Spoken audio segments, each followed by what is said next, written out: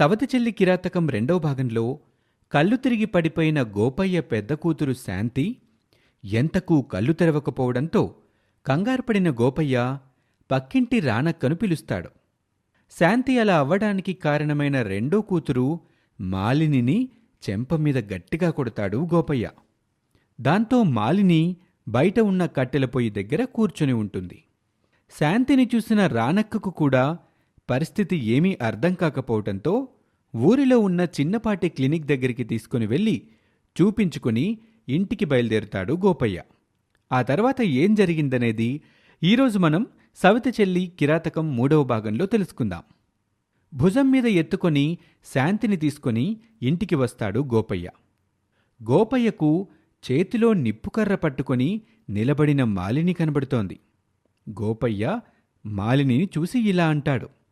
మాలిని, చేతిలోని నిప్పుల కర్రని కింద పడేయమ్మా, ఇంట్లోకి పదా అంటూ గోపయ్య ఇంట్లోకి వచ్చి మంచం మీద శాంతిని పడుకోబెడతాడు. మాలిని ఇంట్లోకి రాకుండా బయట పొయ్యి దగ్గరే నిప్పుల కర్ర పట్టుకుని ఉంటుంది. ఎంత పిలిచినా మాలిని ఇంట్లోకి రాకపోవడంతో అలిగిందని గోపయ్యకు అర్థమవుతోంది. దాంతో ఇంట్లో నుంచి గోపయ్య బయట కట్టెల పొయ్యి దగ్గర ఉన్న మాలిని దగ్గరికి వస్తాడు. చిట్టి తల్లికి నా పైన కోపం వచ్చిందా? అవునన్నా, చాలా కోపంగా ఉన్నాను. ఇప్పుడు దగ్గరకొస్తే కొట్టేస్తాను మిమ్మల్ని. నేను కొట్టినందుకు మన్నించు తల్లి. మరి అక్కనలా చేస్తారా చెప్పు? నాకు కోపం వచ్చింది నువ్వు నన్ను కొట్టినందుకు కాదు నాన్న. నన్ను కూడా అక్కతో పాటు తీసుకెళ్తే బాగుండు కదా. చూసావు కదా తల్లి, పక్కింటి రానక్క కూడా ఆసుపత్రి తీసుకెళ్ళమని చెప్పింది కదా. సరేలే నాన్న, ఇప్పుడు అక్క బాగుంది కదా. బాగుందమ్మా. చేతిలో ఆ నిప్పుకరని పడేసి వెళ్ళి పడుకో. లేదు నాన్న, అక్కనలా చేసినందుకు నా చేతిని కాల్చుకుంటాను అని మాలిని నిప్పుల కర్రతో తన చేతిని కాల్చుకోబోతుంది. కాని గోపయ్య అడ్డుకుంటాడు. మాలిని చేతిలో ఉన్న నిప్పుల కర్రను లాక్కొని పొయ్యిలో పెట్టేస్తాడు. ఇప్పుడు అక్కకి బావుందని చెప్పాను కదా తల్లి, లోపలికెళ్ళి అక్క పక్కన పడుకోమ్మా. మరి నువ్వు రావా నాన్నా? నేను కట్టెలు కొడతాను చిట్టి తల్లి. ఇక మాలిని మరో మాట మాట్లాడకుండా అక్కడి నుంచి వచ్చి మంచం మీద పడుకున్న శాంతిని కోపంగా చూస్తూ ఉంటుంది. ఈరోజు తప్పించుకున్నావే, ఎప్పటికైనా నా చేతిలోనే నీ చావు ఉంటుంది. నిన్ను నేనే చంపేస్తాను, ఇప్పుడు చూడు అంటూ ఇంట్లో గోడకు వేలాడుతున్న అద్దం దగ్గరికి వస్తోంది. అక్కడ అద్దం మీదున్న పిన్నిస్ని తీసుకుని తిరిగి మంచంలో పడుకుంటుంది. శాంతి దగ్గరికి వస్తుంది. పక్కనే ఉన్న కిటికీ నుంచి బయటకు చూస్తుంది. తండ్రి గోపయ్య కట్టెలు కొడుతూ ఉంటాడు. నిన్ను చూడేం చేస్తాను అంటూ తన చేతిలో ఉన్న పిన్నిస్తో శాంతిని భుజాలపై గుచ్చుతుంది. శాంతి కళ్ళు తెరవదు, కాని తన కళ్ళ వెంట నీళ్లుగారుతూ ఉంటాయి. మాలిని మళ్ళీ మళ్ళీ గుచ్చుతుంది. అయినా శాంతి కళ్ళు తెరవదు, కాని తనకు నొప్పి తెలుస్తూ ఉంటుంది. బాధగా ఉంటుంది శాంతికి. కాని తన చెల్లెలు ఎందుకిలా చేస్తుందో శాంతికి అర్థం కాదు. నాకు తెలిసే నీకేం కాలేదని, నీకేదో నా వల్ల అయిందని నువ్వు నటిస్తున్నావనుకుని తెలుసు. దీంతో నేను నాన్న చేతిలో దెబ్బలు తినాలనే కదా నువ్విలా కళ్ళు తిరిగి పడిపోయినట్టు నటిస్తున్నావు అంటూ శాంతి చేతిని తీసుకుని గబగబా చేతిలో ఉన్న పిన్నిస్తో గుచ్చుతుంది. చేతిని వదిలిపెట్టేస్తోంది. ఇక తిరిగి కిటికీలో నుంచి బయటకు చూస్తోంది. తన తండ్రి గోపయ్య వస్తున్నాడేమోనని చూస్తూ ఉంటుంది. గోపయ్య కట్టెలు కొట్టడం పూర్తి కావటంతో ఇంటి దగ్గరికి వస్తూ ఉంటాడు. దాంతో మాలిని గబుక్కున మంచంలో శాంతి పక్కన పడుకుంటుంది. ఉన్నదే ఇద్దరం, సవితక్క చెల్లెళ్ళం. నేనంటే ఎందుకు మాలినికి నచ్చడం లేదో ఇప్పటికీ నాకు అర్థం కావట్లేదు. తనలో తను అనుకుంటూ శాంతి బాధపడుతుంది. గోపయ్య ఇంట్లోకి వచ్చి తన మంచం వేసుకుని పడుకుంటాడు. ఇక ముగ్గురు పడుకుంటారు. ఓ రాత్రివేళ మెలకు వస్తుంది మాలినికి.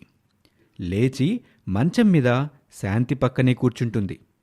శాంతి గోపయ్య ఇద్దరూ మంచి నిద్రలో ఉంటారు. వడదెబ్బతో ఎక్కడెక్కడో ఎంతోమంది చనిపోతున్నారు. ఇది కూడా అలాగే చనిపోతుందనుకొని ఎండలో నిలబెట్టాను, కానీ ఇది చావలేదు. చచ్చినట్టు నటించి నాన్నతో నన్ను కొట్టించింది అంటూ కోపంగా కాలితో గట్టిగా ఒక తన్నుదనుతోంది. అంతే, మంచం మీద నుంచి శాంతి కింద పడుతుంది. నాన్న అని గట్టిగా అరవగానే మంచంలో పడుకున్న గోపయ్య ఉలిక్కిపడి నిద్రలేస్తాడు. మంచం మీద నుంచి కింద పడిన శాంతిని చూస్తాడు. అయ్యో అక్క, ఏమైంది? నిద్రలో ఏమైనా పీడకలొచ్చిందా? అలా గట్టిగా అరుస్తూ కింద పడ్డావేంటి? అమ్మా శాంతి, ఏమేం తల్లి? చెల్లి చెప్పినట్టు ఏమైనా పీడకలొచ్చిందా తల్లి? మాలిని, గోపయ్య ఇద్దరూ కలిసి కింద పడిన శాంతిని లేపి మంచంలో తిరిగి పడుకోబెడతారు. పక్కనే మాలిని మళ్ళీ పడుకుంటుంది. శాంతి కళ్ళలో నుంచి నీళ్లు గారుతూ ఉంటాయి. శాంతి కాళ్ల దగ్గర గోపయ్య కూర్చొని శాంతి కాళ్లను ఒత్తుతూ ఉంటాడు. అది చూసిన మాలిని కుళ్ళుకుంటూ ఉంటుంది. చెయ్యి పిడికిలి బిగించి మంచం మీద గుద్దుతూ ఉంటుంది. అది గమనిస్తాడు గోపయ్య. కాని ఏమీ అనకుండా శాంతి కాళ్లను ఒత్తుతూనే ఉంటాడు. నాన్న, నేను బతుకుండడం మాలినికి ఇష్టం లేదు నాన్న. నన్ను చంపేసేయ్ నాన్న. అప్పుడు మాలిని నీతో సంతోషంగా ఉంటుంది. బహుశా నీ ప్రేమంతా నిన్నొక్కదాన్నే పొందుతున్నానని కావచ్చు. మాలిని నా మీద ఎక్కడలేని కోపాన్ని, పగని పెంచుకుంటుంది. అందుకే నన్ను ఇంత కిరాతకంగా ఇబ్బందులు పెడుతుందనిపిస్తుంది. నాన్న, నువ్వు పొద్దంతా పనికి పోయి చలిసిపోయి ఉంటావు కదా. అది కాక ఇప్పటి వరకు కట్టెలు కూడా కొట్టావు. నువ్వు వెళ్ళి పడుకోనన్నా. అక్క దగ్గర నేను ఉంటానులే. అక్క కాళ్ళను నేను నొక్కుతాను. పోనన్నా. కాలను కాదు మాలిని, నా పీకను నొక్కు. అప్పుడు ఒకేసారి నేను చనిపోతాను. అప్పుడు నువ్వు ఒక్కదానివే ఉంటావు, నాన్నతో ఉంటావు. నాన్న ప్రేమంతా నీకే. నాన్న ఏం చేసినా నీ కోసమే చేస్తాడు. ఏం తెచ్చినా నీ కోసమే తెస్తాడు అని శాంతి తన మనసులో అనుకుంటుంది. వెళ్ళు నన్నా, వెళ్ళి మంచంలో పడుకో. నేను అక్క కాళ్ళను పడతానులే. ఒక విధంగా చెప్పాలంటే గోపయ్య కూడా చాలా అలసిపోయే ఉంటాడు. ప్రాణం అలసిపోయినట్టుగా ఉంటుంది. నిద్ర కూడా వస్తోంది. ఇప్పుడు నిద్రపోతేనే ఉదయం లేచి పనులకు వెళ్ళటం జరుగుతోంది. ఒకవేళ సరిగ్గా నిద్రపోకపోతే గోపయ్య పనులకు వెళ్ళటం జరగదు. అప్పుడు మాలిని అనుకున్నట్టుగా శాంతిని బాధ పెట్టలేదు కదా. తననుకున్నది జరగటానికి మాలిని ఎత్తులు బాగానే వేస్తూ ఉంటుంది. పొద్దంతా పనికి పోయొచ్చి ఇంటి దగ్గర కట్టెలు కొడితేసరికి గోపయ్యకు ప్రాణం బాగా అలసిపోయినట్టు అవుతుంది. దాంతో మాలిని చెప్పగానే అక్కడి నుంచి వెళ్ళిపోయి తన మంచంలో పడుకుంటాడు. మాలిని శాంతి కాళ్ళను ఒత్తుతూ ఉంటుంది. ముందుగా కొంచెం నెమ్మదిగానే ఒత్తుతుంది. ఎప్పుడైతే తండ్రి నిద్రపోయాడని అర్థమవుతుందో అప్పుడు మాలిని తన చేతులతో మటన్ కొడుతున్నట్టుగా చకచకా గట్టిగా కొడుతుంది. బాగా నొప్పనిపించినా శాంతి పైకి అరవదు. ఓర్చుకుంటూ ఉంటుంది. కళ్ళ వెంట కన్నీళ్లు కారుతూ ఉంటాయి శాంతికి. కాళ్ళొత్తాలా నీకు? కాళ్ళు ఇలా చాలా ఇంకొంచెం గట్టిగా ఒత్తాలా అంటూ మరోసారి కాళ్ల మీద మటన్ కొట్టినట్లు చకచకా కొడుతోంది మాలిని. ఆ తర్వాత వచ్చి శాంతి పక్కన పడుకుంటుంది. శాంతి ఏమీ మాట్లాడకుండా కన్నీళ్లను కార్చుతూ ఉంటుంది. ఇక మరుసటి రోజు శాంతి లేచి కూర్చుంటుంది. గోపయ్య వేడివేడి పాలు తీసుకొచ్చి శాంతికి తాగించాలి అనుకుంటాడు. వాటిని చూస్తుంది మాలిని. నాన్నా, నువ్వెళ్ళి కోరండు. నేను అక్కకి ఈ వేడివేడి పాలు తాగిస్తాను అని చెప్పి బట్ట పట్టుకొని పొగలు వస్తున్న పాల గ్లాసును పట్టుకుంటుంది. పాలు వేడిగా ఉంటాయి. పొగలు గక్కుతూ ఉంటాయి. తండ్రేమో పొయ్యి దగ్గర కూర వండే పనిలో ఉంటాడు. తండ్రి చూడటం లేదని గమనించిన మాలిని శాంతి చెయ్యి పట్టుకొని ఆ వేడివేడి గ్లాసును శాంతి చేతి మీద పెడుతోంది. అంతే, శాంతికి ఒక వేడి చురక అంటుకుంటుంది.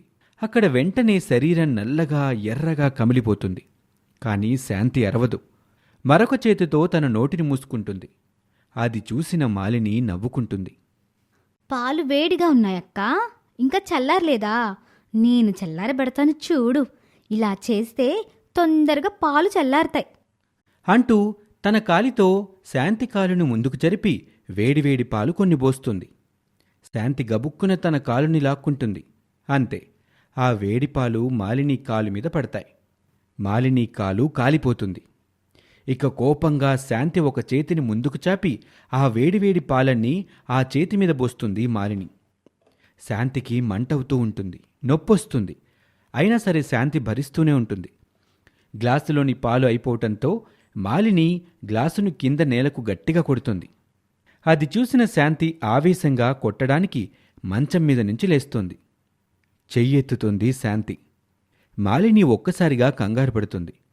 బిక్కుబిక్కుమంటూ శాంతిని చూస్తూ ఉంటుంది. ఛీ, నిన్ను కొట్టినా ఒకటే, ఆ గేదెని కొట్టినా ఒకటే. పోయి కనండి. కోపంగా అంటుంది శాంతి. అదే అదును అనుకున్న మాలిని ఏడుస్తూ కట్టెల పొయ్యి దగ్గర వంట చేస్తున్న తండ్రి గోపయ్య దగ్గరికి వస్తుంది. గట్టిగా ఏడుస్తుంది మాలిని.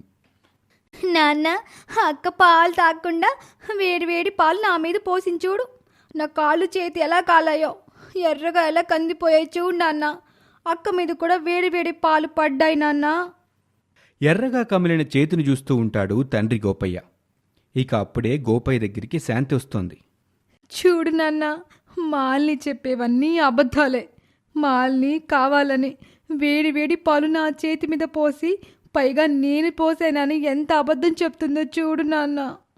మాలిని శాంతి ఇద్దరికీ కాలిన చోట మందు పెట్టి కట్టుకడతాడు గోపయ్య. ఇద్దరినీ మంచంలో కూర్చోపెట్టి అన్నం తినిపిస్తూ ఉంటాడు. నాకొద్దు నాన్న, అక్కకు పెట్టు, అక్క మందులు వేసుకోవాలి కదా అని మాలిని అంటూ ఉంటుంది. ఇక ఆ తర్వాత ఏం జరిగిందో మనం తరువాతి భాగంలో తెలుసుకుందాం. ఈ స్టోరీ మీకు నచ్చితే లైక్ చేయండి, కమెంట్ చేయండి.